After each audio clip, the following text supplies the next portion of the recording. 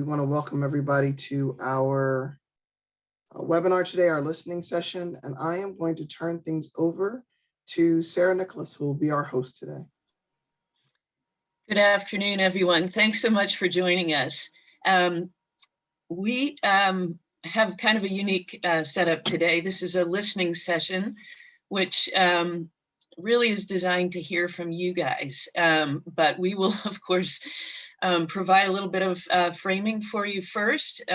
We have two wonderful panelists today. We have Kelly Nuckolls from the National Sustainable Agriculture Coalition in Washington, D.C. She's a senior policy specialist, and she's going to give us kind of a high-level overview of what's happening at the national level. And we have Michael Kovach, who is a producer himself with the Walnut Hill Farm in Northwest PA, and also the policy director for the Pennsylvania Farmers Union. Before we get started, again, just a couple of things to sort of help frame this issue a little bit. We actually had a small meat processing session last fall, and we heard from Michael and some processors at that point. We were sort of giving listeners a view from the field. Today, again, we would like to kind of do some brainstorming and solution finding with all of you. So after we finish talking to you, we're going to shift into breakout sessions and see what good ideas we can come up with together. So with that, I will hand things over to Kelly, who's going to get us started with a kind of a national perspective. Great, thank you, Sarah. I'm going to share my screen here.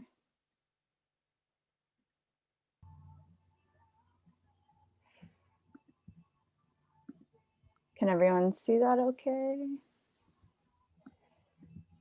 All right, so to get started, again, I'm with the National Sustainable Agriculture Coalition, which PASA Sustainable Agriculture is a member of. You can find out more at our website. But today I want to just kind of talk about the current federal landscape really briefly. And to start, I just want to go over the current regulatory structure. I'm sure most of you are familiar with this, but there are a lot of policies that are looking to reshape this. And so I want to quickly highlight there are different types of inspection for small scale slaughter and processing, including, of course, federal inspection run by USDA. And there are currently around 800 small-scale slaughter facilities that do slaughter under this level of inspection. And there is an inspector there every day to monitor these activities. There's also state inspection. Right now, there are about 1,900 small meat and poultry establishments under state programs in 27 different states. And these products are inspected at least an equal to program related to federal inspection. But the main difference between federal inspection and state inspection is that state inspection, any product that goes through that cannot be sold across state lines. And then there's also cooperative interstate shipment products right now in about 8 states. These are state inspected plants that have entered into agreements with their state that has approval from USDA to then ship those state inspected products across state lines. There's also Talmadge states.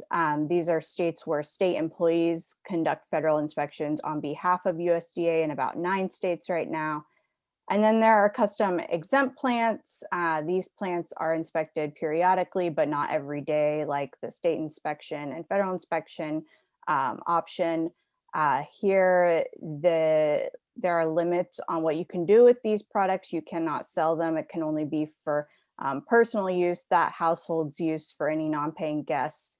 And then there's also a poultry exemption, which has a number of different types of exemptions. There are 5 total, depending on what your state allows. There are 2 of those exemptions that would allow a licensed facility to slaughter and cut up to no more than 20,000 birds per calendar year that can then be sold to consumers, restaurants, institutions, basically anything that's selling directly to consumers that is under that state permit. So not every state has this, but some states do. And then similarly, there's a retail exemption, which are also subject to periodic inspection, but not everyday inspection. And these are facilities that take inspected products to do some additional further processing, such as trimming, wrapping, slicing. So these are all the different levels of inspection when it comes to small plants.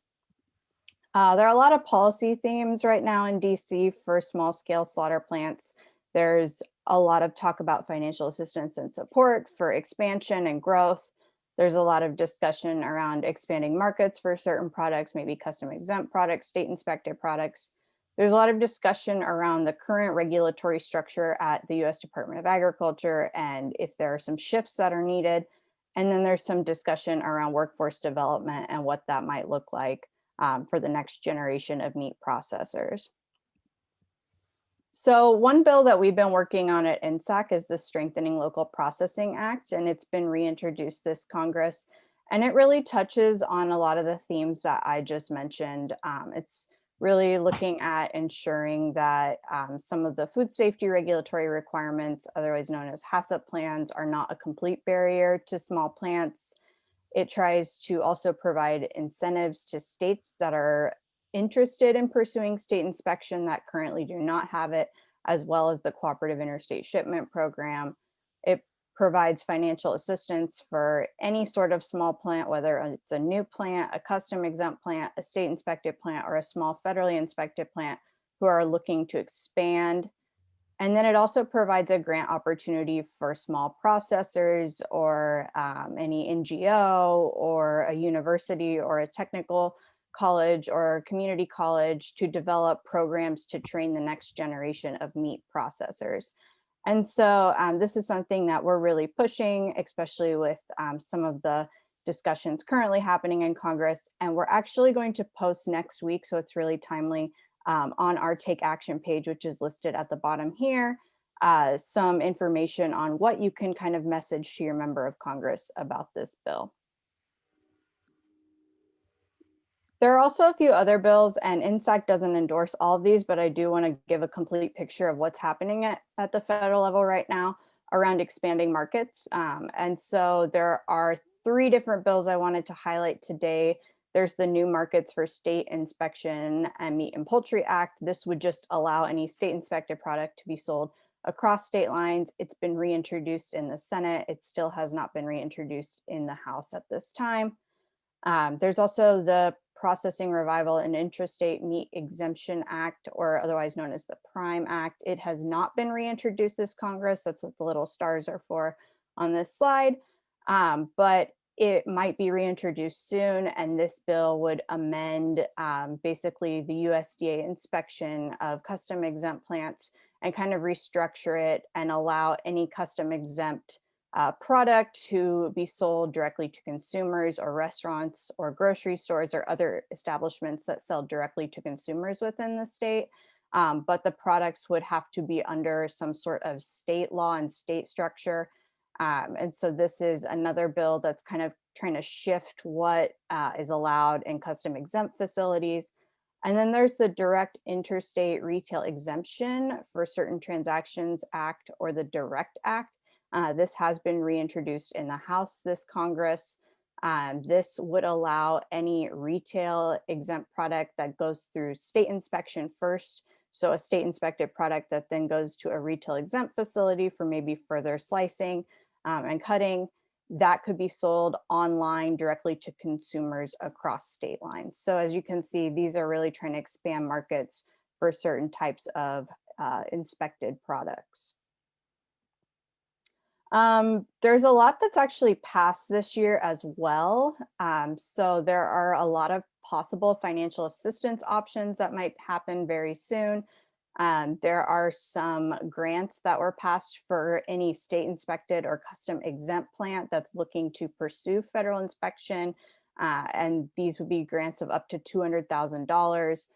There are no details readily available yet, but USDA is trying to get it out this year. They have a lot of money they have to get out this year with the recent packages around COVID-19 relief, but they're working on this. There's also some possible options for any processor, including federally inspected processors. There are some COVID-19 grants that USDA is working on and possibly some loans as well. And these would be anything that would help a small plant respond to the coronavirus. So it's not clear exactly what USDA will do with these grants, but this is something that we're keeping an eye on as well. And it should be available soon, and we'll post some information on how you can apply on our website.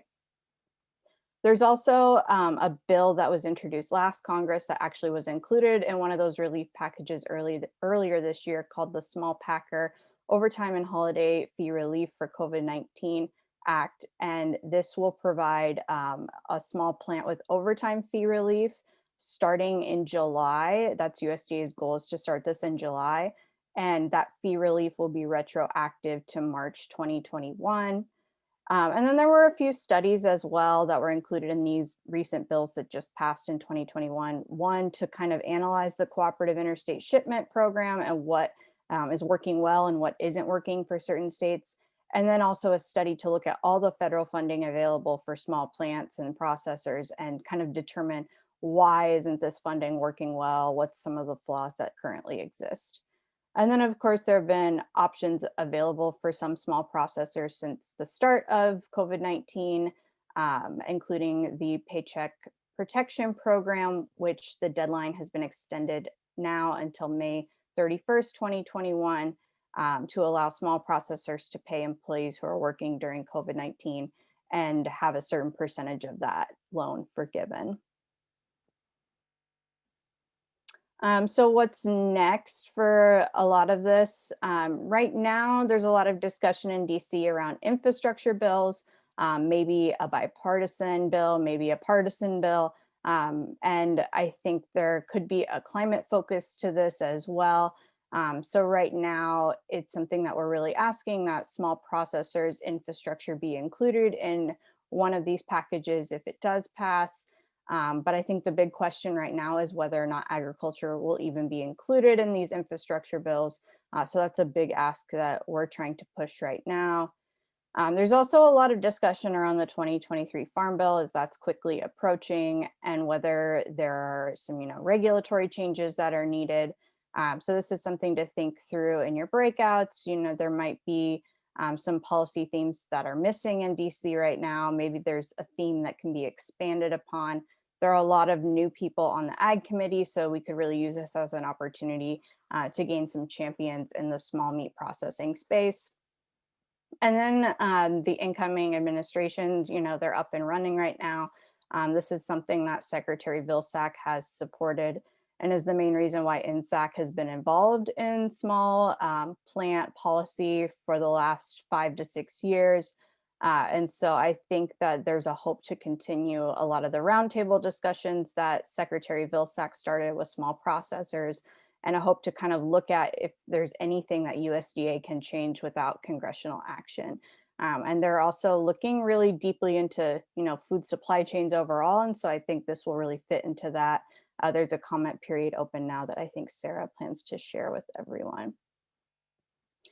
So that was my quick overview of what's happening in DC. My email's here, and Sarah has it as well if you have any questions.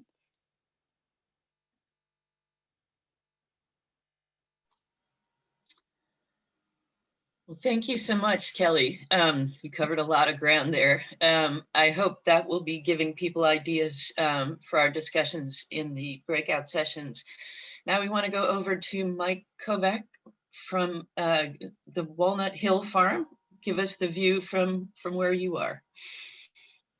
Hey, Sarah, thank you. Great getting back into this discussion again. We've had that one in the fall and followed on at our annual meeting for the Farmers Union. Can kind of continue the discussion that started at the PASA webinar in the fall. So it's the intent of this is to really not for me to tell too much about what's going on. Kelly's got that covered. Certainly at the state level, just a reminder of how effective that fresh food financing initiative pivot back at the beginning of COVID really proved to be. Really boosted the throughput of a lot of processors that I'm aware of, as well as addressing food security concerns in both rural and urban areas where it was a big problem.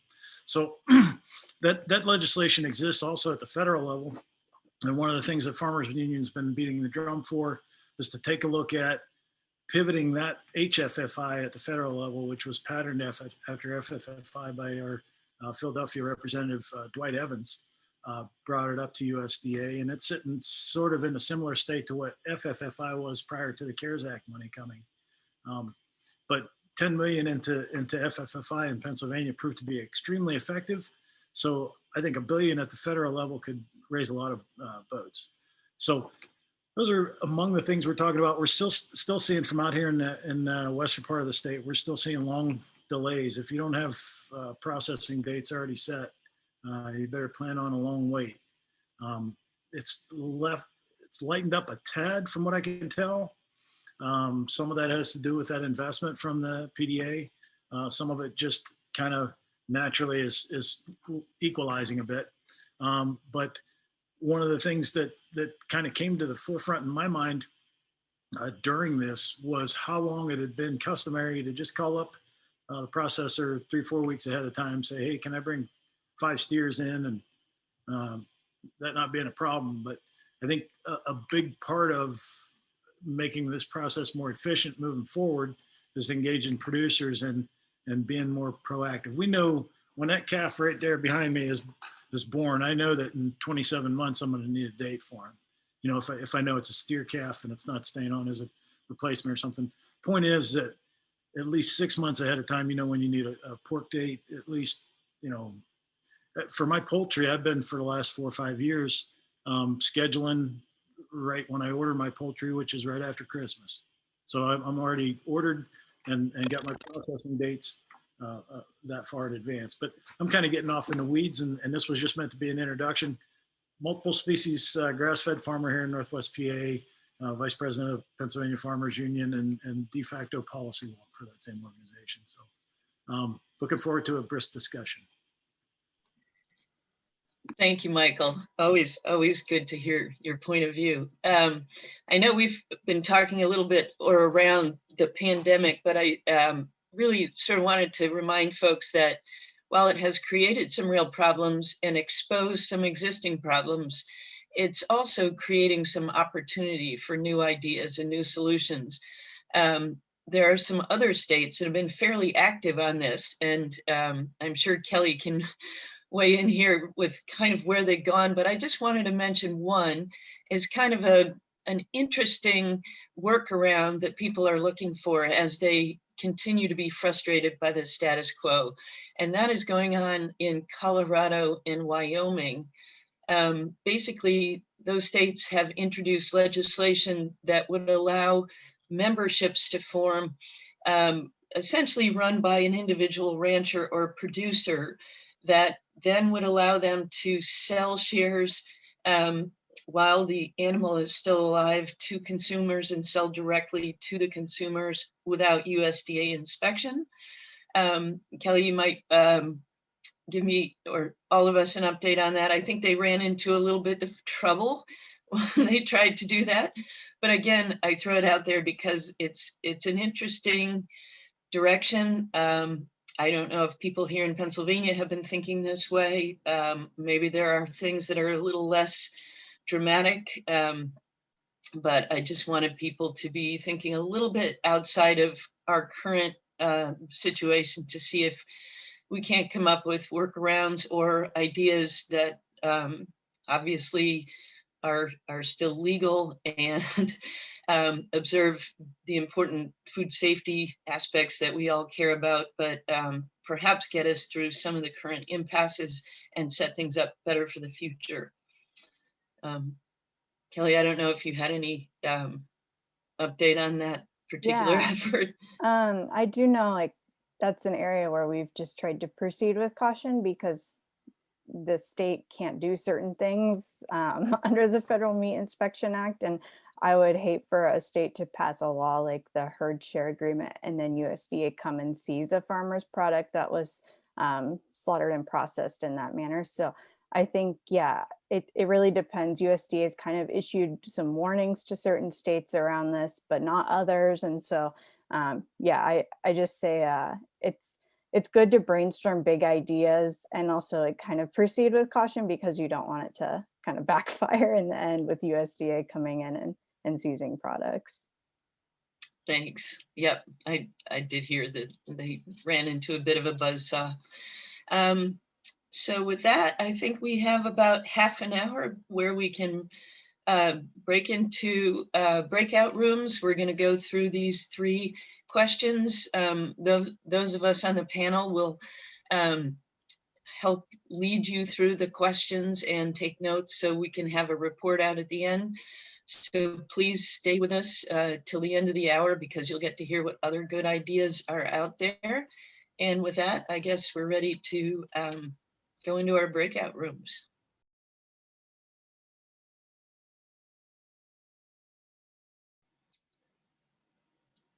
So have we got everybody back? Both, all 3 rooms? Okay. So I guess I'm going to start with Mike, your group, and see what you guys came up with.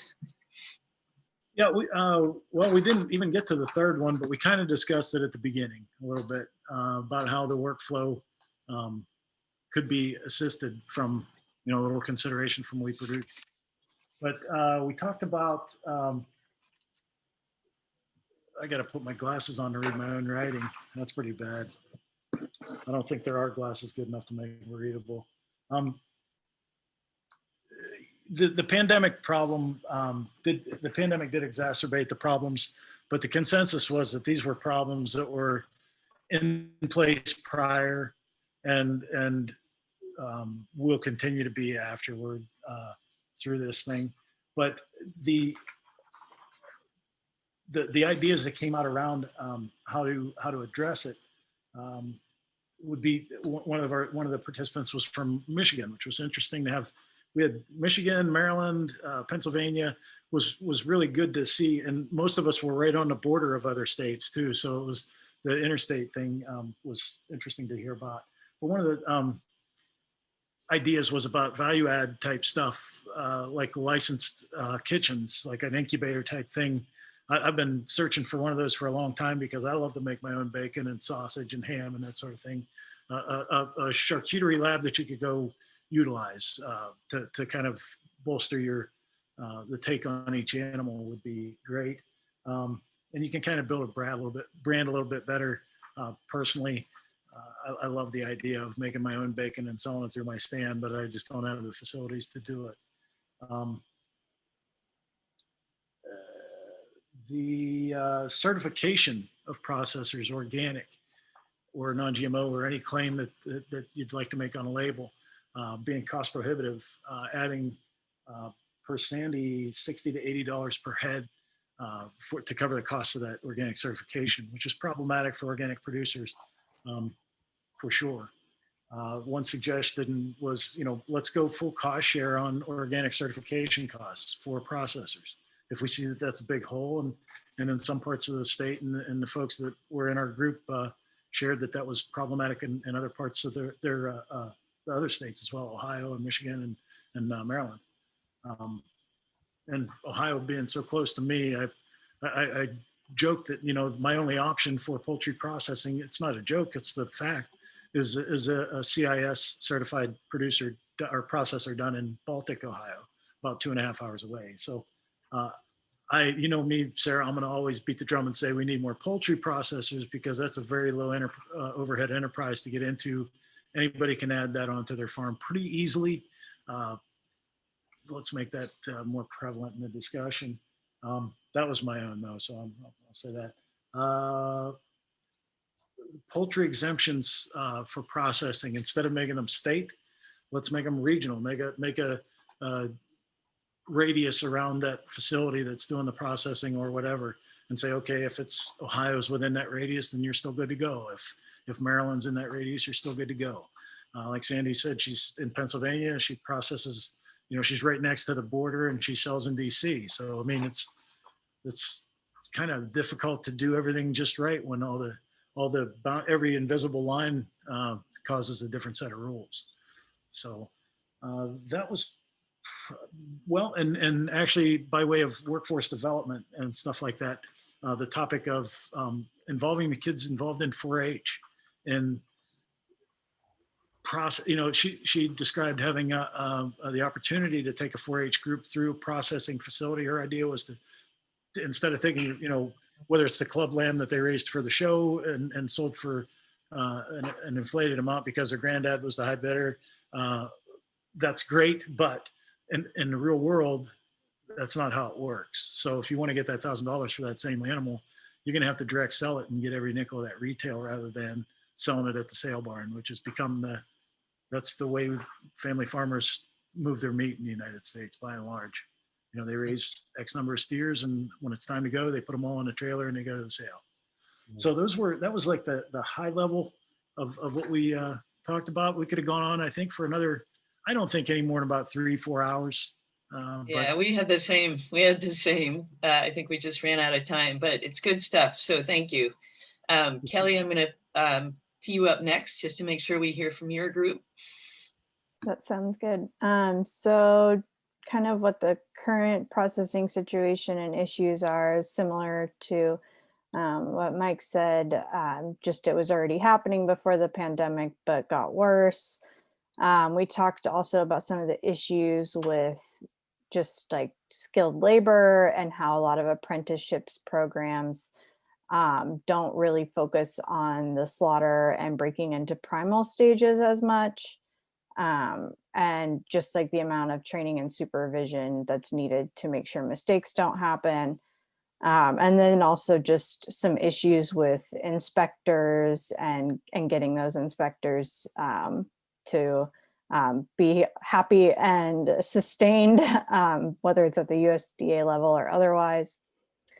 So we kind of talked about looking at what to fix at both the state and national levels. At the state level, we talked a lot about the Penn State program and trying to expand that beyond just 5 people. We talked about just again, looking at training programs that focus on slaughter and making sure that that area includes some robust training, but also just training across the entire phases, including trained meat cutters. We talked about the state level, Pennsylvania state level small meat processing grants, and how they're really focused on certification and kind of lack that emphasis on infrastructure. And so including infrastructure in those grants would be helpful, especially for new processors that are trying to get started. We also talked about including a state inspection program in Pennsylvania to provide people with more options. We talked about the herd share agreements and kind of like what USDA has been doing with those, but thinking about how to legally maybe do a herd share agreement in Pennsylvania and kind of expand it beyond the current limits that exist, and kind of getting around some of those issues. And then at the federal level, we talked about the lack of FSIS inspector training and inspection staff retention, and trying to address some of those issues. We talked about just some of the hiring issues USDA has had with their inspectors and overall. And then for the final question, we got into a big mobile processing discussion. Ben has a really unique model that he's been working on. And so we kind of talked about how that model is trying to give power back to the farmers and how overall there's really a need to kind of spread these skills across farms and maybe teach farmers themselves how to process and maybe even slaughter through these mobile processing units so they can control the entire supply chain a little bit more. So if we have time, I'm sure Ben could share a little bit more about his really unique model. Thank you. Again, I wish we had way more time. This is such a rich vein. I'm going to cover ours just in 2 minutes, so I make sure to give Aaron enough time before at the end. We had a wonderful constellation of Penn State folks, including Jonathan Campbell, who runs the meat lab. So we talked initially a lot. We had a number of folks who were doing poultry production, struggling with, just opportunity and obstacles and backlogs. So there was a lot of discussion on what might be possible there. We also noted that Brian from Penn State talked about the lack of opportunity for small ruminants. If you just have a few animals, it's kind of tough to get a processor to deal with them because they don't make a lot of money on that. We gravitated pretty quickly from the discussion of the meat lab to the workforce issues involved there. I think there was a general recognition that we need to expand this. Jonathan talked about not just looking forward and it replicating or going broader to more institutions that can do this, but getting farther back in the pipeline and reaching high school students and even earlier, which some of you have touched on. I think that's a great recommendation. We also talked a little bit about the need to elevate wages. You can't expect lots of longevity in terms of people's commitment to the job or great output at $8 an hour. It's just a hard job, and people should be paid more fairly. So with that, I'll pass it to you, Aaron. Okay, well, I don't know if our group has too much to add to the major themes that have been identified. A lot of people have been saying some of the processing issues that were exacerbated in the pandemic were happening before the pandemic. There was a question, if we invest a lot in expanding processing capacity, will there be a contraction and then we'll be left with excess capacity? And so we talked about some studies that are going on looking at that in the state to make sure that processors aren't over expanding, but the general theme seems to be that this is a trend that it wasn't unique to the pandemic. Workforce availability was something we talked about. The Penn State apprenticeship. Also, one of the people in the room up in Wayne County talked about working to develop pre-apprenticeship in cooperation with Extension up there, which is kind of exactly what Sarah was just talking about, reaching out earlier in the pipeline, giving people a stepping stone towards full apprenticeship. So in our experience at PASA, that gives you the best apprentices and the people who are most committed to really engaging in the industry long-term. One of the things that hasn't been mentioned in terms of ways to fix current issues at national and state levels, people who are looking to build processing facilities and infrastructure, looking for better support from USDA on the plans and development plans for building a plant from the ground up.